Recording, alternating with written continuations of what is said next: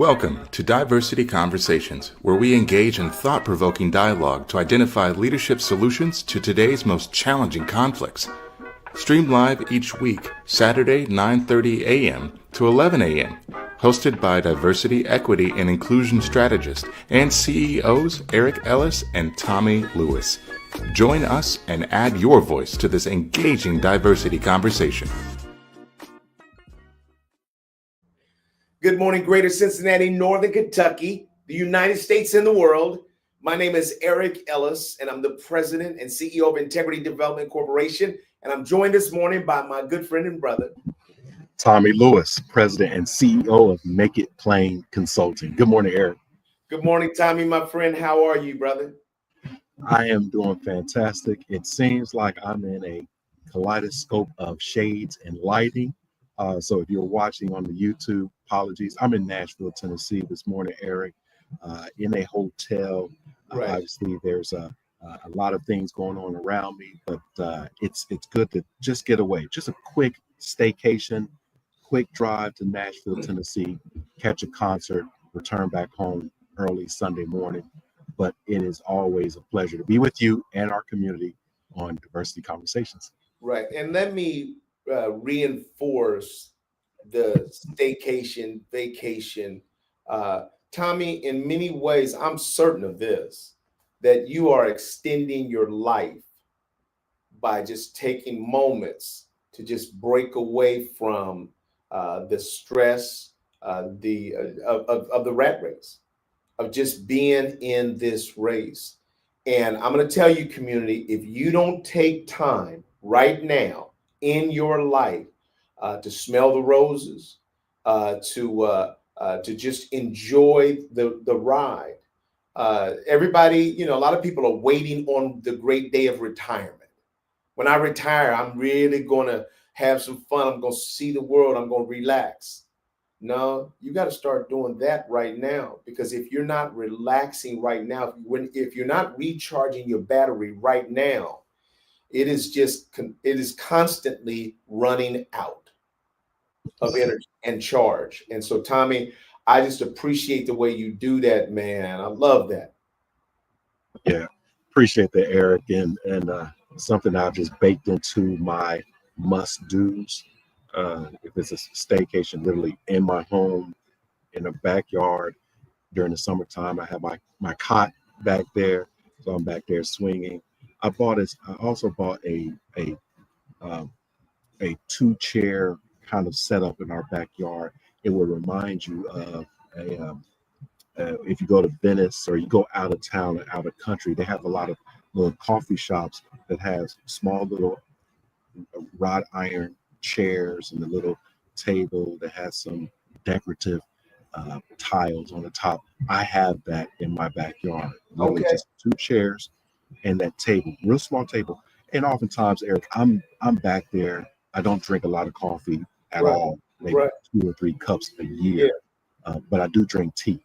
So I take some tea back there and I just sit back there. I've done the show many times back there on that table in that space. It's a place and space that soothes me, and I have manufactured that space such that it gets the results that I want. Right. And that's some of the things that we were talking about last week as we were relating golf to, life. Right. And I love that. And most of you community have not seen Tommie's backyard, but it's just peaceful. It's a little bit like a small piece of heaven. Tommie, I made a purchase too, but I'm going to have to ask you to do a little psychology work on this one. Yes, sir. I'm in Ross, Dress for Less. It's my favorite place to go to. So I'm in Ross. Tell me, Tommie, why did I buy myself a little chair? A little chair. One of them little fold-ups. Now, why am I thinking about a little bitty chair, costs $10, little bitty is cute, so that if I'm at Disney again and get in a long line, I can just fold it out and sit down? Yes, sir. Yes, sir. What am I doing? What does that mean, Tommie? I mean, it means that. But I got my knees. I have one. I have one too, Eric. Oh, do you? One of them little bitty chairs? Yeah. I had two that were green. Somebody took them. And when I saw this little chair in black, man, I snatched that little thing up. I almost bought two. That's when you know you're old. Yes, sir. You preparing just in case you in a line somewhere. So that's not the Tommie Lewis back of the house. But I bet Yeah, you but what. you will be the envy of everyone in line, right? Because first of all, walking, then you have to stand. Right. Then you're standing again. You're standing. Right. You are 30 and 45 minutes into standing. Okay. Ellis, he's been sitting comfortably for the last I can 30 put it in minutes. the back. Oh, I forgot I got a smaller chair. I got something smaller than that, Tommy. I got a little triangle. I never saw one of those before. Have you ever seen those? The triangle? I have one too, Eric. I have a triangle. Oh, my goodness. No. What are we doing? Eric, you might not remember, but when I was coaching baseball, and Right. when I was in the dugout, I was seated, right? I was close to the field. I was sitting on that triangle chair. Yeah, I would take that, and everybody else was sitting on the bench, Right. but I would stand or sit right by the entrance of the dugout. Yeah, I take that little triangle chair. It's only about 10, 12 inches. It folds up. Right. You sit right into it. That right, is it's the right on coolest it. in the world. The coolest. Man, I gotta find my triangle. It's in the garage somewhere. So, Tommy, how was your week, man? Let's just, were there any consequential or critical diversity conversations that you saw or had this week? Yeah, Eric. So our organization is conducting a couple of culture assessments, and the cultural assessments is where we deploy a survey instrument where people can anonymously and confidentially add some input. It could be a Likert scale opportunity, and then you can add some comments. The second part of the assessment process is where we facilitate private, confidential interviews. These are all virtual interviews. Mm-hmm. So we want to get people we want to allow people to share their lived experiences, some insights, maybe even some recommendations for improvement. And then the next phase we'll do is on-site observations. What I learned during the interviews is that everyone has their own story and own truth.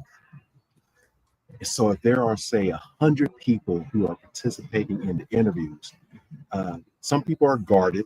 They don't know where this is going to go. They don't know if what they say is going to come back to them by way of retaliation.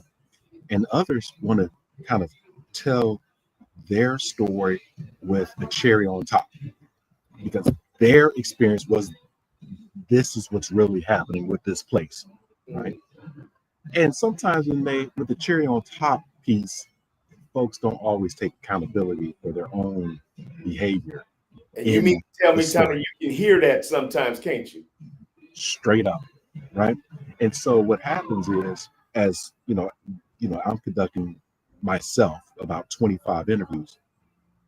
It gets to a point early on in interviews where I say, "Oh, yes, you're connecting dots for me." And the person will say, "Oh, yeah," and they keep talking, right? Yeah, I want them to keep talking and sharing their truth, but the dots that you're connecting is one of, sometimes there's polarization. What you're saying is diametrically different than what the other people or other person is saying, right? So my job objectively is to listen to the diversity of perspectives. And so I would like to encourage our community, as you have personal relationships and business relationships and connections, and you hear stories and narratives, to practice a skill of not jumping to conclusion. I love that. That's a good Trying word. to remain objective, but also understanding that the person you're talking to is sharing their perspective, right? And we, as I have to do professionally, I have to really guard myself in infusing my own bias and view, and simply listen. That was the diversity skill set that I continue to develop and strengthen this past week. Excellent, Tommy.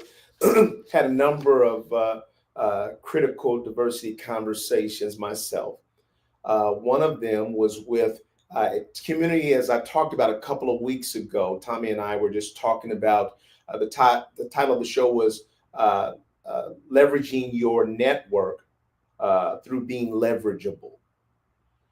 And really, the point was making sure that you're adding value to other people. One of the things I was saying at the top of that show was that God has sort of encouraged me that our answers are not in Washington. They're not in Washington with the Republicans. They're not going to be in Washington with the Democrats. We actually have to link into each other, tie into our networks, trust each other, help each other, as a community. And so I started, I have one of the most, as Tommie does as well, I've got a large network of people that I know that are people of influence. We've known them over decades and generally have never asked them for a thing. And now God has really unleashed me to really begin to tap my network. But the way that we're doing it is that I'm not just asking people to link me to business opportunities, but I'm saying, if you connect me to something that turns into a deal, I'm going to compensate you by $2,500 or more. And you don't have to do a lot of work. And so, Tommie, I had a couple of those conversations this week, man, with people who are excited to be partners with Integrity Development. And I was just so grateful to see how God is allowing that to work. I called up one of my friends, and he's a pastor in Georgia. And he said, Eric, man, and I'm just calling him up to just check on him. He said, yeah, I'm working on that thing, man. I got a couple of NFL, NBA players that we're going to do a golf outing. I'm going to have you come there and speak and share with everybody your concept. Kendall, good morning. I want to talk to you more about this as well. But this concept that I have, this network, tapping your network and sort of mutual benefit, is not just for consulting firms, but for any business, as a way of us partnering with each other to help each other grow. So my pastor friend in Georgia says, Eric, I got a couple of events, man. I can't wait for you to, come here and speak to these people about this model that you've developed. And then I said, yeah, man, and I'm going to give you your ministry 10% of whatever comes out of it. He said, oh, Eric, man, you don't have to worry about that. This me and you. I said, time out, bro. I said, now I told you that God gave me this. I said, so it don't work if I don't compensate you. Yes, sir. I said, I need people to hear that, to know that there's somebody who's operating out of integrity. He said, okay, well, I stand down. But Tommie, before $1 comes in the door, I'm just grateful that God places inside of our heart. And I hear it from you every single time we talk. Just some integrity there that says that I'm constantly working to try to do the right thing. And the enemy's always testing. Always testing, Eric. It's always testing. And we have to be able to call that out. We slip, fall, stumble at times. And we do have to work to get back up. And sometimes, Eric, getting back up is not always at the same level where we started when we first failed. Right? Sometimes when we get back up, we are more erect, so we're taller. Sometimes when we get back up, it's taking a knee. When you hit face down and start to get back up, it's take the knee first and then catch our wind, get our breath, look at the landscape. Oh my, the landscape has changed, right? And so, I don't need to stand up and keep walking in the same direction. That there's more pitfalls, more mistakes, more challenges. But now that I can take a knee, stand up, and go another direction. And it's okay to pivot, Eric. It's okay to adjust in the middle of the round. Right. I'll give you, and then we're going to go back to our topic of the day. But one of the things, for those of you that weren't with us last week, I talked about giving a keynote address at Erie Insurance in Erie, Pennsylvania. And Tommie, you'll remember I said to you, I got up that morning and read over my speech, and I said, this is not good. And really, man, I just freaked out. It was like the enemy had attacked me, man. I had freaked out, like, man, these people are gonna say, why are we paying this, brother? And then I got there, and God's anointing came, and it was a powerfully received keynote address. And what God was saying to me is that you're right. Your speech on that paper wasn't any good. Nothing in life is any good until I show up. And God was showing me that he's got me. Tommie, I see the same thing in my business, that in reality community, I go into my office, I piddle around, I write a few emails, I send out some letters, but my success is not in those activities. Right. My success is because of God's plan to use that success in his kingdom. I was in church last week. You know, I told you when I was in Erie, Pennsylvania, I said to the people, I said, look, I said, I don't care what happens in the country. There's nothing that can stop my purpose. In other words, I was born to reconcile people one to another. That's what I said to them. And I was in church, and Reverend Pifus gave a scripture, 2 Corinthians, that talked about Jesus talking about, us being reconciled to him, and he's given us the ministry of reconciliation. Yes. I had heard that scripture before, Tommie, and I've said, I know what my purpose was, but I never connected that scripture to my whole business until I was in church and he said that. And I said, and I text my staff, like, what we do is of God. Absolutely. God's commandment to us. So I don't care what you change around us, but I was saying that out of my mouth and out of my brain and out of my flesh, and God helped me to see it out of my spirit and out of his will for us in this nation and in this world. Yeah, Eric, I'm so happy for your continuous revelations. And thank you for sharing. I will also share, Eric, that of late, the last several months, almost close to a year, because my office is in downtown urban area, and I see a lot of different people. Folks who are, driving down the street in $100,000 cars, and it looks like they have achieved some form of wealth. Right. And then I also see the opposite. The folks are struggling every day. And where the scraps of some are their blessings, right? I say that, Eric, because over the last several months, close to a year, I have found myself literally praying goodness on people as I'm passing them. I've gone out and I look a certain way. Sometimes I've been able to splurge literally to purchase certain luxury items. Right? Yeah. However, it's a struggle. It's a struggle to get there. So those purchases are gifts to me and the blessings of my hard work. That's what it is. Right. The trouble does not stop. Right. And so when I see other people, and particularly when they look like, kind of they're wearing their wealth, all that they have, I pray, I hope they have happiness and peace, right? Because even if I have on a pair of Gucci sneakers, right, which I wear maybe once every 3 or 4 months. Right. I saw you. Right. I don't know if it was the Gucci that I saw you at High Terrace event, but I know you was styling and looking good, bro. Yeah, you appreciate it. I was sharp, man. Yeah. When I looked at you, I said, hold on. Got a couple of outfits, man, just to say for myself, like, okay, thank you.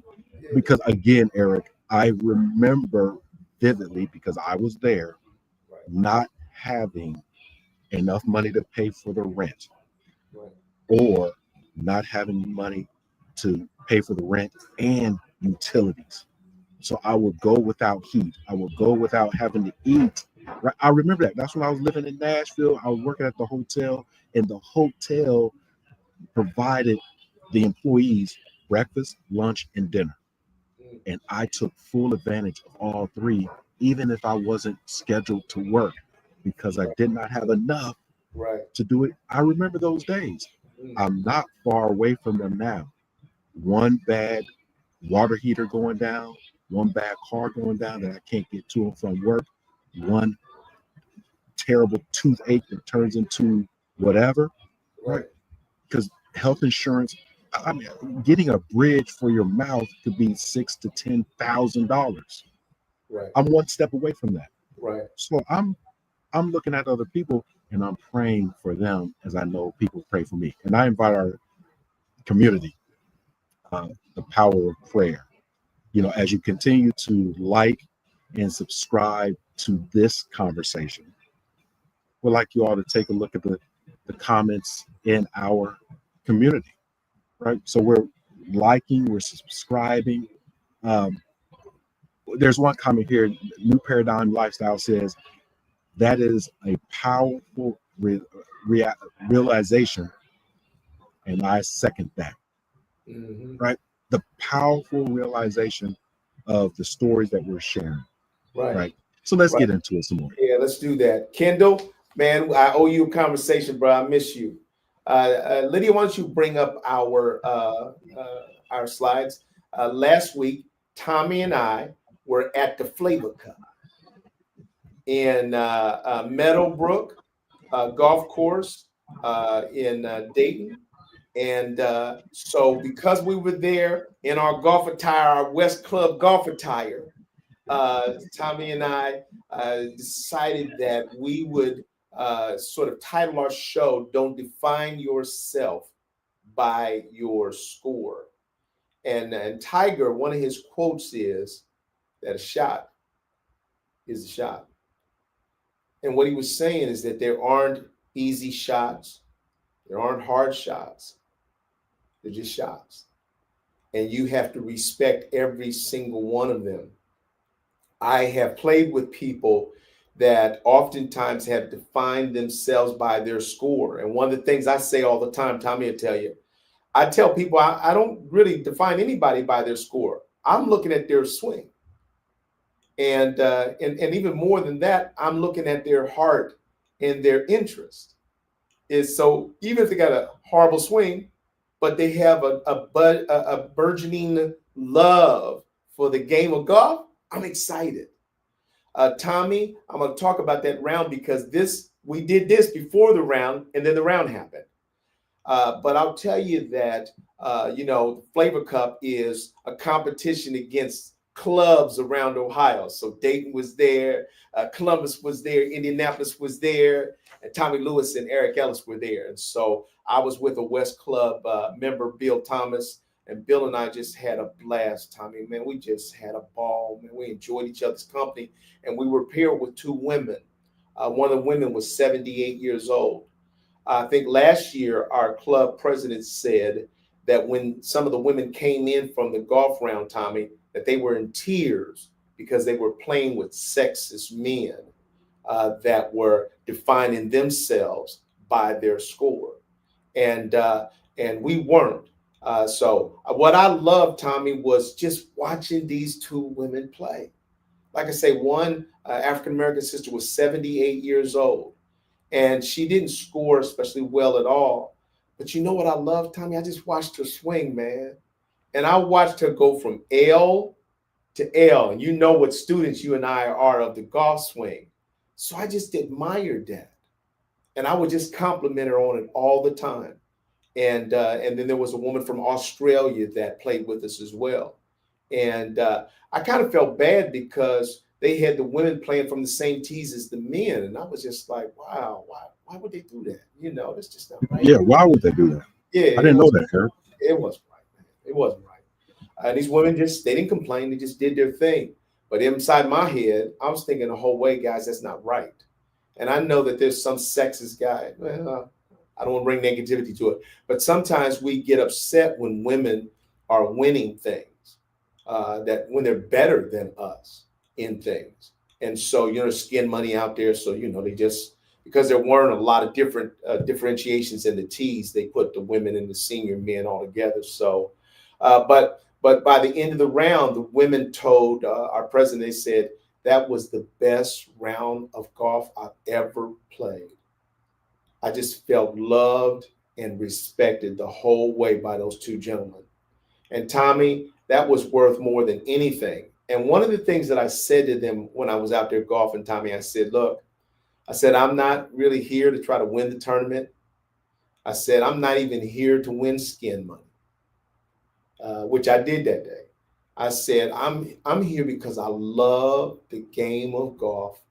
And I love the opportunity that when Tommie and I put a lot of practice in, that sometimes this is it's a measure of, am I getting better? First thing I'm going to do is enjoy the round. Second thing, I'm going to enjoy the company. And third thing, I'm going to try to do the best that I can. And so when I said that to them, they kind of said, wow, you're not out here trying to beat everybody, or you're not out here trying to win all the skin money. Those are not my focuses, because the title is don't define yourself by your score. So make sure that you're enjoying not just winning and waiting on winning to happen, but that you're enjoying the journey. That Tommie, you shot a score that you didn't love, but you said, man, I had a lot of things that worked. Because I think I asked you, I said, Tommie, what worked for you today? You said, man, I was killing that ball. I mean, you was, but I've seen that, Yeah. And so Yeah. I really appreciate that. Yeah, I appreciate the story too, Eric. And even with my round, my score was horrible, right? It started off good. The round started off good, but it was horrible. But I'll tell you that my shot was good. I was overshooting things. Listen, if I was 100 yards out, Slow that down. Did you hear that, community? He said he was overshooting things. In other words, sometimes when you put the practice and the preparation in, you won't just arrive at your target. You'll have to set a new one. Yep, that well said. Yeah, set a new one. Because if I was 100 yards out, that's hitting the ball 115 yards easily, right? And straight. And like, we're talking about a shot's a shot. I was focused on each shot, one shot at a time. I was really focused on enjoying myself, because my mental, oftentimes when going out for these tournaments or anything like that, I am there to golf. I'm a competitor, and my mental competitiveness gets derailed when other people are doing things or talking about things that has nothing to do with the round or golf or camaraderie. I own that. I should not get as distracted, but I do. And so I'm working on myself when I go out to play a good game of golf, work hard, get better, enjoy myself, and someone is saying, you start talking about the Bengals, right? I mean, often, not just once. Okay, I should not let that get to me, right? And it impacts my shot.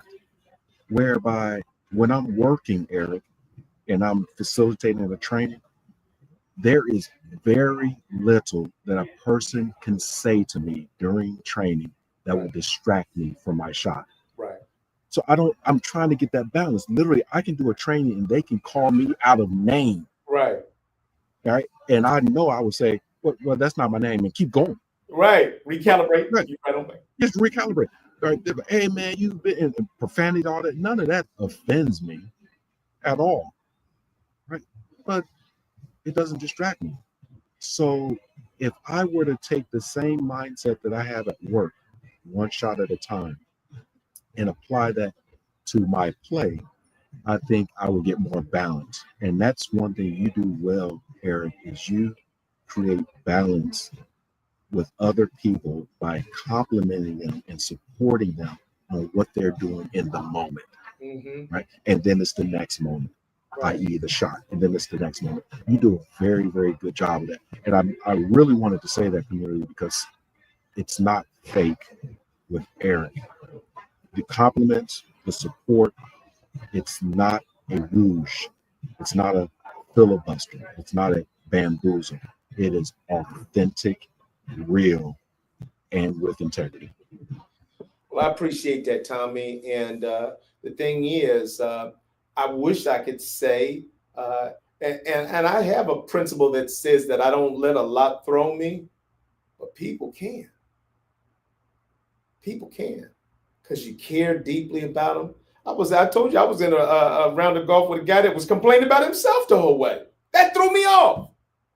I was like, and at the end of the round, I had to tell him, I said, man, you were so negative that it threw my game off. I said, now that's not your responsibility. He said, my girl says that all the time. She says, I ought to stop being so negative. So you've heard that feedback before. But community, we are affected by each other, whether we like it or not, whether we know it or not. We can be affected by each other. And what Tommy is saying is that you just want to make sure that not every outside thing, and it can show up in things that we want to deliver our best, and they're hard, and they're not our natural sweet spot. So Tommy, you're saying when we do a workshop, that's our natural sweet spot. We're ready. But golf is more difficult, and we're working on things. So the last thing we need is extra thoughts in our brain. I mean, we know that's what golf says. It's a shot at a time. If you think about the last shot or the next shot, you're going to mess up this shot. And so it's a very delicate game. And we are both wanting to put up a number. And so community, that's why we have to bring ourselves back to don't define yourself by your score. Tommy, I'll say this, and then if you have anything to say about this, then we'll bring our slides back. But Tommy, when we first started playing this year with the West Club, I was shooting mid and high 90s. After a round like that, Tommy, I did not want to go to the clubhouse. I would just take my cart back and jump in my car because I knew I wasn't getting no skin money. I was grateful to not be over 100, and I did get over 100, I think, once or twice. And Tommy, I was embarrassed by that because I was allowing my score to define me. And then God came in and helped me with it, and God said, Eric, the West Club is far more than just a number. It's a community of Black men, older Black men mainly, that are just a blessing. 75% of them never even saw your score. And 100% of them, if they saw it, they didn't really care because they like you. And so I was so grateful to get over that hump of it, and then seeing everybody else having their turn. I mean, some of the best golfers in our whole thing, everybody has their turn in the crapper with golf. You're going to have your turn when your score is not what you're interested in or thought you would get today. But we have to be able to overcome that, not defining ourselves for better or for worse by our score.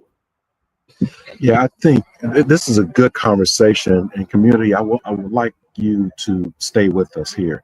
I know we're talking about golf, but I would like to encourage us to connect anything that we do as far as recreation to how there might be some life lessons in the learning of the play. So again, we're talking about golf, and some folks may have tuned out, left, etc. Here they go again talking about golf. But there's always some connectivity to life. And so if there is anything extracurricular that you do, spend time with family, spend time with friends, read, jog, bicycle, swim, travel. What are you learning from your times of peace and joy? Right. Do you actually learn that what you're doing in your extracurricular is peaceful? Or, like golf, it can be frustrating. So you can literally pay to play to be frustrated Right. until that one shot, it will bring you back to pay to play again. That is a interesting phenomenon, right? When we think about it, Right. what else will we do that? For example, Eric, if you go to a restaurant and you get a awful meal, Right. right? Ooh. That may be an anomaly. Right. It may be. And so you go back to that restaurant and you get another awful meal with terrible service. Just Right. double down. Right. How many times do you need to go back to get awful meal, awful service, awful meal, awful service, and then just rude attention, right? Right. Not just awful service, just rude attention. How many times do you need to go back to learn the lesson? Some people complain and leave. Some people just don't come back. Golf is a constant joy and pain in the same vein. Oh, And absolutely. those, just like life is Right. constant joy and pain Right. in the same vein. Right. But how do we manage the pain and appreciate the joy, right? And then work every day to get to some level of joy, happiness, and peace, and blocking out, Tommie Lewis speaking about himself now, blocking out the unwanted and unwarranted distractions to the peace. I Even in love my that. own home, I've created areas of peace, and there's some distractions still happening. And I'm like, oh, I'm going to be peaceful, Right. right? That's the I'm way gonna we be started peaceful. this day. That's the And way we yeah, started today. I'm gonna make a linkage too. Lydia, we are gonna get back to them slides. Don't you worry. But let me make another linkage, Tommie, because Tommie said this is not just about golf. So in golf, we said today that you must stay focused on the current shot. Can't think about the last one. You can't think about the next one. You have to focus on this shot. In life, there are people that go to networking events, Tommie, all the time. Have you ever experienced somebody, Tommie, that was talking to you, but you could see that they weren't there? yes, sir. They were looking past you for somebody more important than you that might come in the door. I'm going to bring this home a little more closely. So it's easy to talk about the other that has done that. But Tommie, I have felt the temptation to do that myself. And I'm going to tell you, man, that God literally is screaming at me. God's screaming at me. E, what are you doing?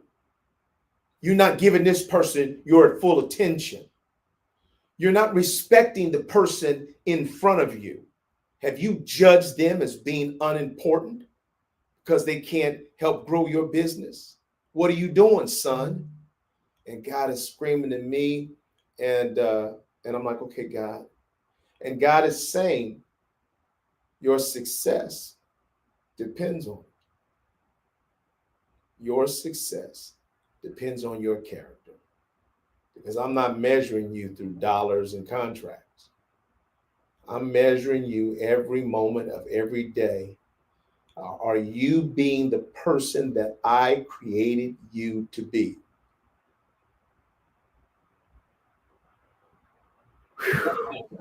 Powerful message. Yeah. So let's, the other one story I want to tell, and then we're going to come back to our slides. Tommie, I was driving my car. You know, I got these big wheels on my car. So I put these aftermarket wheels on my car.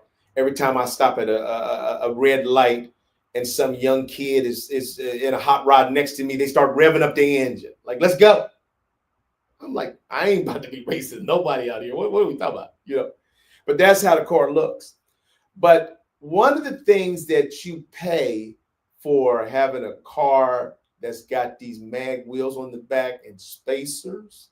So to get those wheels on, I had to get spacers so that they didn't rub up against the brakes. Tommie, do you know that that actually has been dangerous?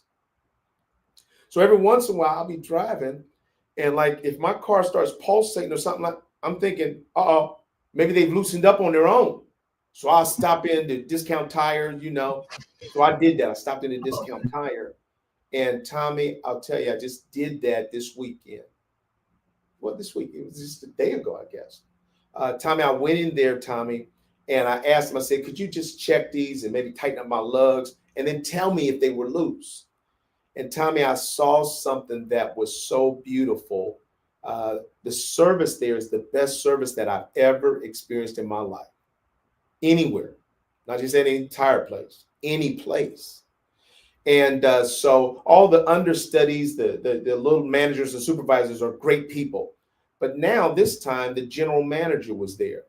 And he came in and said to me, he said, Eric, we tried to tighten it down. He says, and look at these spacers. He said, they're just off a hair of an inch that doesn't allow them to adhere. He said, man, we should have caught that 4 or 5 times ago. I'm so sad and disappointed about that. I said, well, is there a remedy? He said, yeah, I think we can grind those down. I said, could you all do that? He said, yeah, we'll do that for you. And so I watched Tommie as he supervised and checked himself.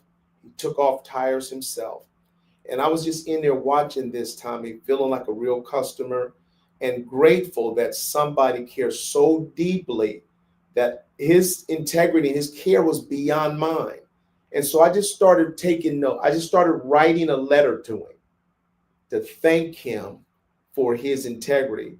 That's the integrity. So God showed me an example of what he wants me to be in the world.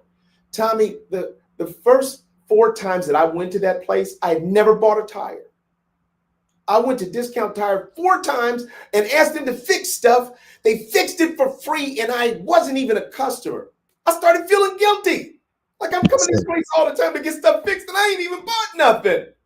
But it was their character. And then I bought a set of tires, and it got better. But to watch this general manager be so concerned. But Tommie, I told him, I said, hey, read this email. I'm going to try to post this, He read it almost, but he got off of it. He said, thanks. And then started talking about the vehicle again. And I saw he was fully concerned about me and my safety. I was just glad. I want to thank you, God, for showing me what your integrity looks like here on earth. Community, in the midst of all the noise, we want you to understand that there are some people who aren't defining themselves by their score. They're defining themselves by their acts of integrity, by their genuine care for the goodwill of others.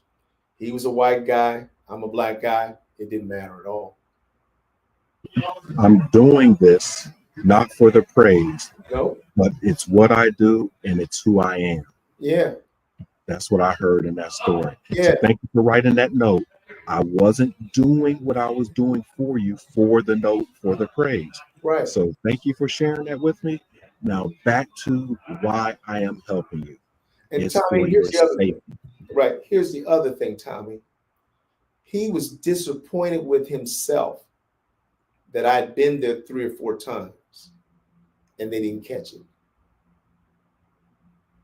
And he was sad, almost like you could have been hurt. So he couldn't hear the praise because he said we missed something. And that was the last thing in the world I was thinking about.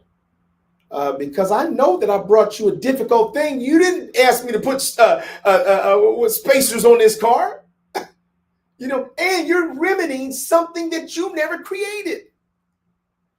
But that's the character that God wants in all of us, community.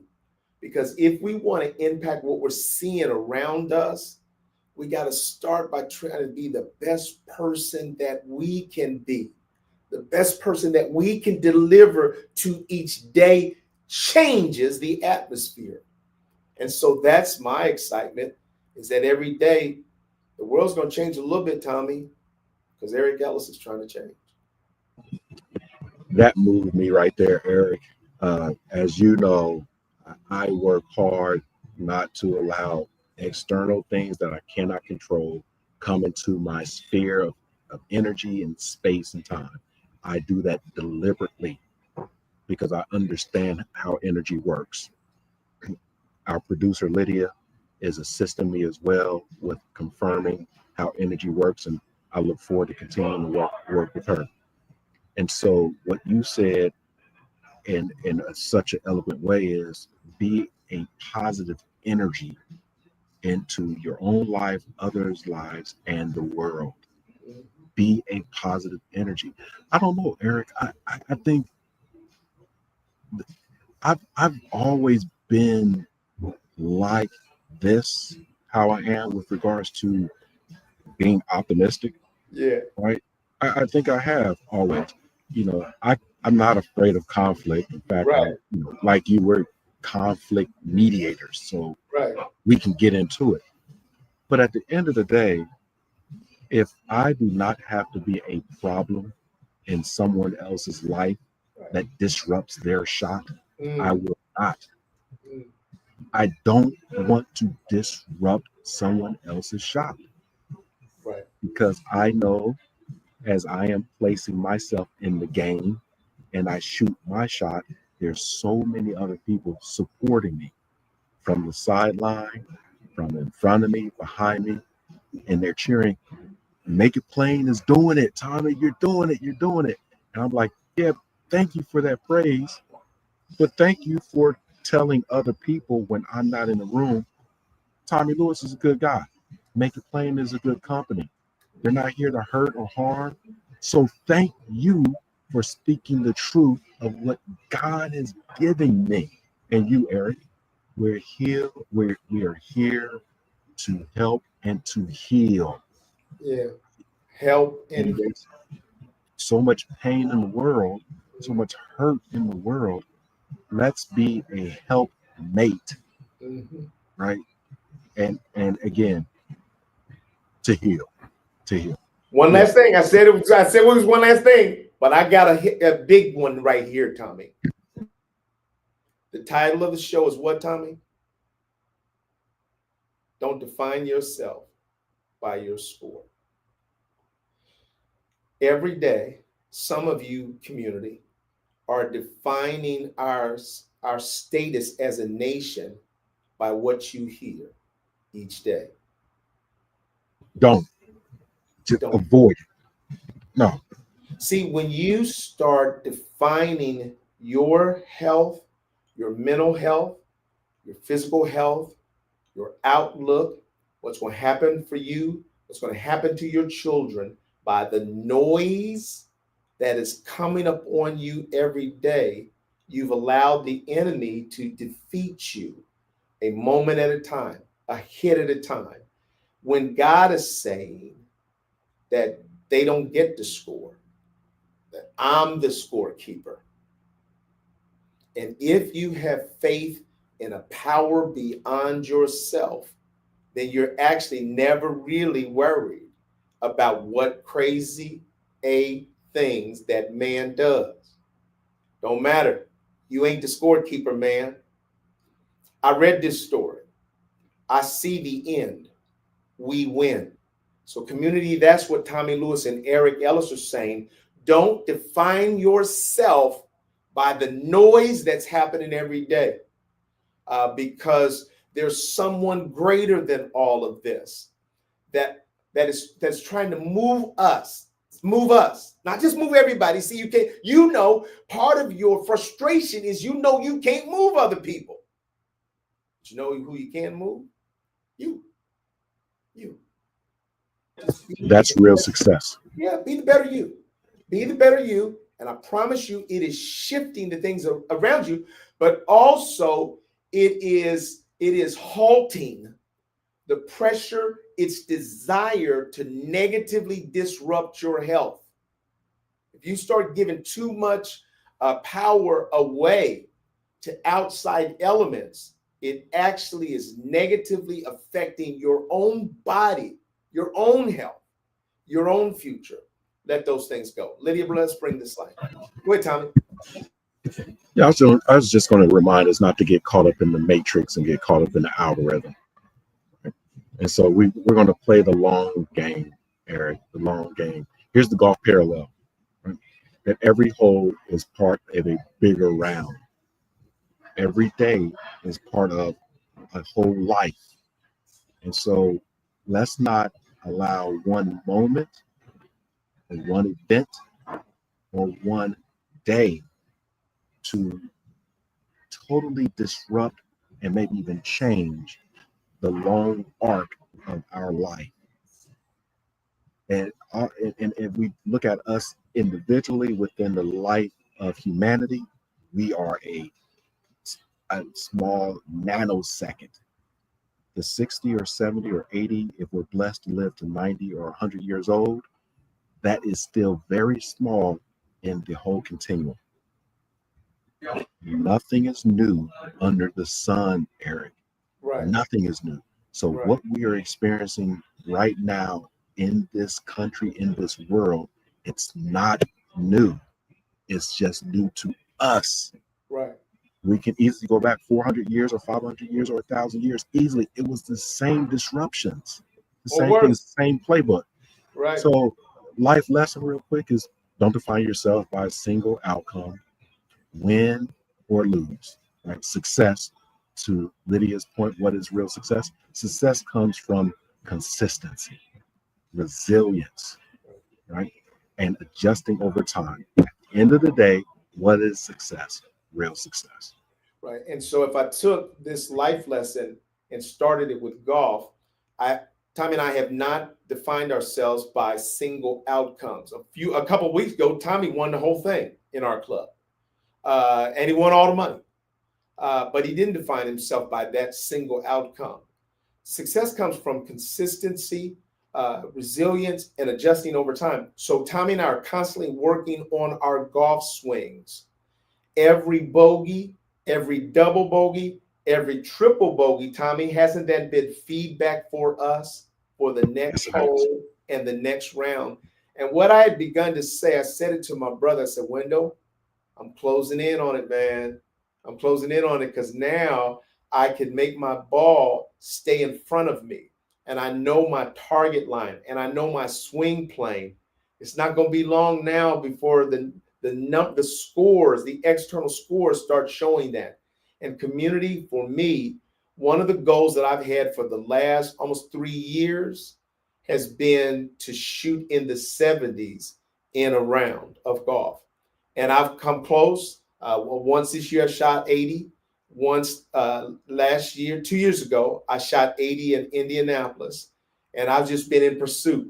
So, Tommy, every time Sunday comes, Wendell's waiting on a call from me because Wendell, I'm his hero. I'm his golf hero. So he's been looking for me to achieve that goal of the 70s. And I'll be telling him how things went. And Tommy and I did well today. He got one question. What was the number? And finally, I was able to tell him I shot a 79. But see, Tommy, sometimes even when I love him, but our mentality is around performance. And for you and I said, Tommy, what went well today? And when you told me that, I didn't care what your number was. Right. Because I knew that those things, man, you close, bruh. You close. You overshoot targets. And then you told me one thing I want to work on is I want to work on my short games, 40, 30, 40, 50 yards. So every bogey, double bogey, triple bogey teaches us some things, some insights that we then can put into our game for the next time. Yeah, even with the short game I was using the wrong instrument, right, the wrong tool, the wrong club. I was making good contact. Right. My mental was there, all my fundamentals and techniques, right? It was consistent and repeatable. And that's what we've been working on. I was just using the wrong tool at the wrong time. That's a life lesson. So many of us have strengths, Eric. We have weaknesses, and we may or may not know what those weaknesses are. We have strengths. And then some of us have overused strengths. It's our go-tos. Right. And so we say, hey, here's a club or here's an approach that I usually take, right, to deal with this conflict, to deal with this relationship, to deal with this event or situation. But I go to the same tool, the same approach, the same technique, but it's the wrong moment. And so overshoot it, undershoot it, right? And what we're saying is, are you using the right you in the right now? Mm, The right you, right? right. To get that outcome that is mutually beneficial, not just for you, but the people that you're engaging with are using the right you. If you are, it's a sweet spot. You Mm, can feel proud even in the conflict, the turmoil, the tornado. You can feel proud to say, this is all I got. It's good. Yep. And so that's one shot at a time. And whatever the outcome is, i.e., the score, it doesn't define you. I stand on integrity. I showed up in the very best version of myself, and I lost, or right. I won. I take it in the same vein. Right? Or That's I how, learned. yeah, that's how you can watch professional athletes who are professional athletes and they get paid, etc. And after a hard football game on Monday Night Football, you can see the opposing team embrace one another. Good Mhm. job, right? Why? Because the integrity. We tried our best, Right. or we didn't, right? Right. And at the end of the day, we're still standing. We're healthy because this game of football is a brutal sport. This game of life is unmerciful. Right. So give yourself and others mercy. One of the things that Tommy, we never gonna get through these slides. We're gonna bring them back up. But here's a lesson. Again, a lesson. I would say, community, don't even find yourself hanging out too much with people who only define you by your score. Uh, there are a lot of people that would say to Tommy and I, "Oh man, you guys shot in the high 90s, man. That's who you are, man. Don't tell me about the rest of the thing." But Tommy, how many rounds have you and I played where we got one insight, one major insight that we had been in pursuit of? We got it. The score was bad, but the insight paid for the whole round and maybe every round we could play that month because we had been in search of an insight.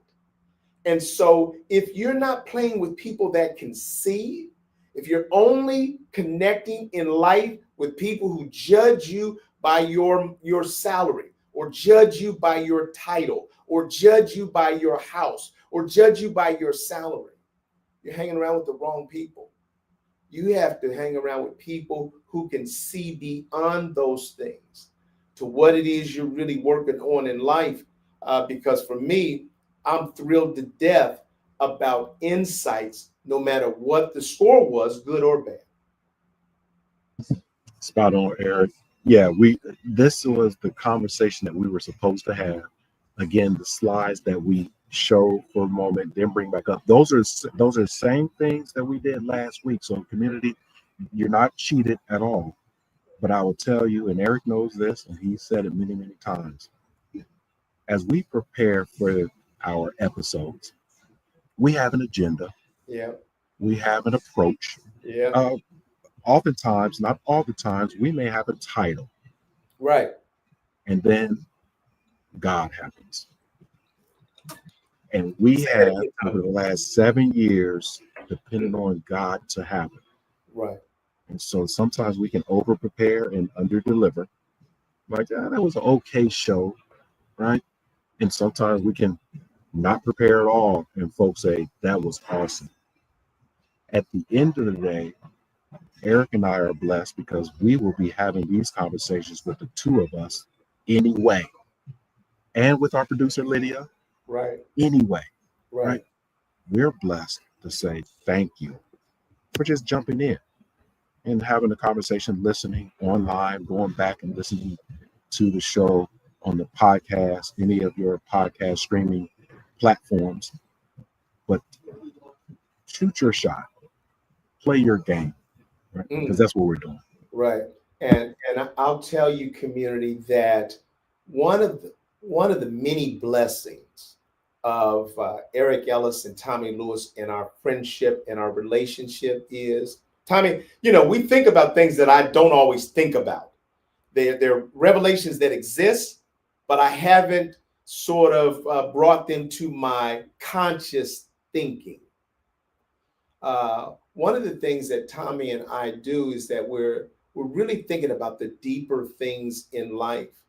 We're thinking about revelations of what God is trying to say to us. And it's amazing how we grasp that in the midst of these conversations, that God will show us something that is helpful for you all, but also helpful for us, because God is speaking to us.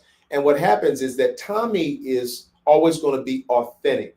And so we're going to say things that aren't just token talk. Most of conversations in life are, hey, how's it going? Great, man. Fantastic. Fine. Boy, it's a great day. I love it. But Tommie and I, our chemistry together, for some reason, moves us quickly to authentic, real conversations.